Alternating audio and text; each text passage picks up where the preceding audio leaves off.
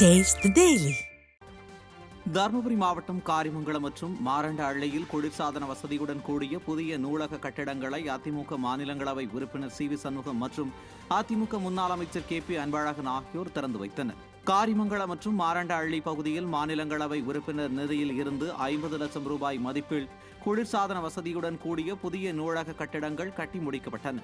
இந்த புதிய நூலக கட்டிடங்களை கழக அமைப்பு செயலாளரும் மாநிலங்களவை உறுப்பினருமான சி வி சண்முகம் மற்றும் கழக அமைப்பு செயலாளரும் முன்னாள் அமைச்சருமான கே பி அன்பழகன் ஆகியோர் ரிப்பன் வெட்டியும் குத்துவிளக்கேற்றியும் திறந்து வைத்தனர்.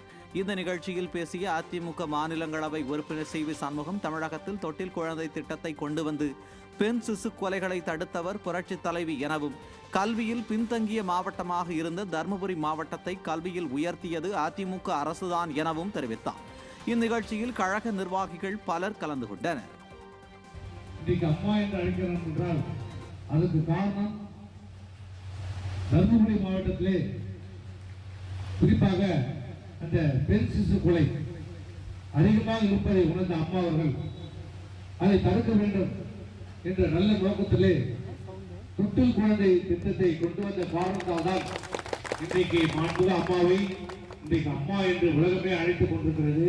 ஒரு காலத்திலே கல்வியிலே பின்தங்கிய மாவட்டம் என்று சொன்ன தருமபுரி மாவட்டம் இன்றைக்கு மருத்துவ படிப்பிலே அதிக இடங்களை பெறுகின்ற ஒரு மாவட்டமாக இன்றைக்கு உயர்ந்திருக்கிறது என்று காரணம், அதற்கு காரணம் அம்மாவுடைய ஆட்சி, எடப்பாடி அவருடைய ஆட்சி, உங்களுடைய அமைச்சர் அண்ணன் அன்பழகன் அவர்கள்.